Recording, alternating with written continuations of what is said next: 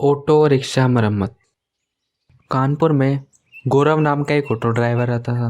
वो गोलू से ऑटो किराए पर लेकर दिन भर उसे चलाकर जो पैसे कमाता था उसमें ऑटो का किराया देकर बाकी पैसों से खुशी खुशी गुजारा करता था।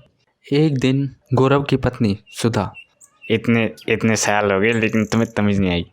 अरे सुनो, तुम सुबह से शाम तक ऑटो चलाकर जो पैसे कमाते हो उसका ज़्यादातर हिस्सा तो तुम गोलू को ही दे देते हो।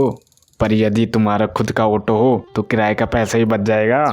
जरा सोचो, एक नया ऑटो खरीदते हैं। सुधा, तुम समझ नहीं रही हो।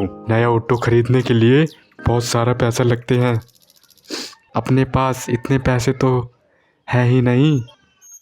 मेरे पास यूं थोड़े थोड़े बचाए हुए 50,000 रुपये होंगे। जो भी खरीदना है इन्हीं पैसों से खरीदना होगा। देखता हूँ कोई सेकंड हैंड ऑटो ही मिल जाए, उसे ठीक कराकर आराम से चला सकूंगा। ये कहकर वो 50,000 रुपये के साथ दीपक मैकेनिक के पास गया।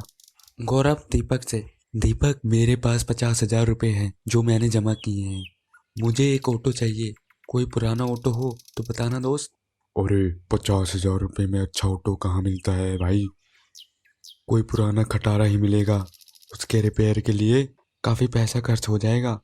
अरे हाँ, याद आया, एक ऑटो मुझे याद आया। उसका इंजन बहुत अच्छा है, वो मॉडल भी बढ़िया है, लेकिन वो बहुत पुराना ऑटो है।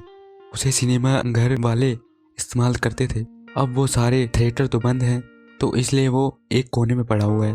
चलो एक बार उसे देख लेते हैं, कहकर चलो चलो उसे संग ले गया। गौरव को लेकर थिएटर के पास गया। वहाँ वो ऑटो एक कोने में पड़ा हुआ था। जब थिएटर चलते थे तभी ये ऑटो खूब चलता था। जब भी कोई नई फिल्म लगती थी इस ऑटो में बैठकर उसका प्रचार करते थे। मैं क्यों नहीं जानता दोस्त, मैं इसे जरूर लूंगा, चाहे कितना भी पैसा खर्च हो जाए। इसके पुराने हुलियों को बदल दो दोस्त, इसे रिस्टोर करके इसको अच्छा डिजाइन करके ले आओ दोस्त। तब दीपक उसे ले जाकर उसे रिस्टोर करके उसे नया रूप देकर उसे दिखाया। उसे देखकर गौरव, वाह वाह क्या बात है दीपक, तुम तो बहुत बढ़िया कारीगर हो, मुझे बहुत अच्छा लगा, कहकर उसके गुण गाते हुए पैसे देकर वहां से निकल गया। वो यूं गया ही था कि कुछ गुंडे आकर उस ऑटो को रोककर उसे और ऑटो को लेकर सीधे थिएटर पहुंचे। वहां खड़ा थिएटर का मालिक, क्यों रे, किससे पूछ कर ये ऑटो ले गया रे? चोरी करता ऑटो? कहकर उसे मारते हुए, टायरों को क्या किया? कहाँ है वो? कहाँ छुपा के रखा है? कहकर उसे मारने लगा। तो इसे आपके मैनेजर प्रकाश ने ही बेचा था। उसे दीपक ले जाकर रिपेयर करके मुझे बेचा है सर। मैंने 50,000 में खरीदा है। पुराने टायरों के बारे में मैं कुछ नहीं जानता सर, उन्हें निकालकर दीपक भाई ही नए टायर लगाए थे। इसे वहाँ बांध दो, दीपक को उठा लाओ, देखते हैं वो क्या बोलता है। फिर वो दीपक को पकड़कर उधर ले आए।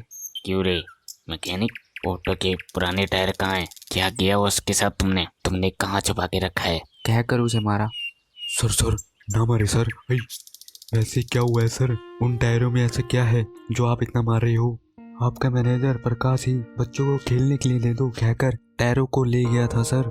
मैंने तो कहा भी था टायर तो बड़े अच्छे हैं, पर वो उसने कहा पुराने टायरों का तुम क्या करोगे दीपक, नया ऑटो बना रहे हो ना तो नए टायर ही लगाओ।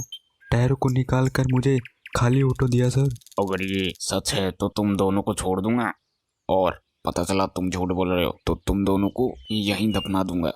टैक्स की रेड से बचने के लिए मैंने अपना सारा सोना उन टायरों में छुपाया था।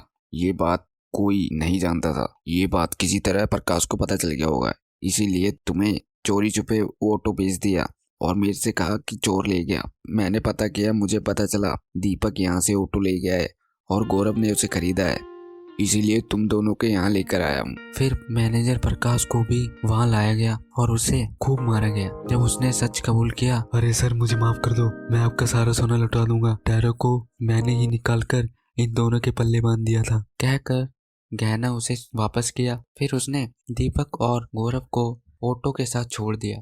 दीपक और गौरव जान बची तो लाखों पाए, ये सोचकर उसी ऑटो में जाकर अपना इलाज कराया।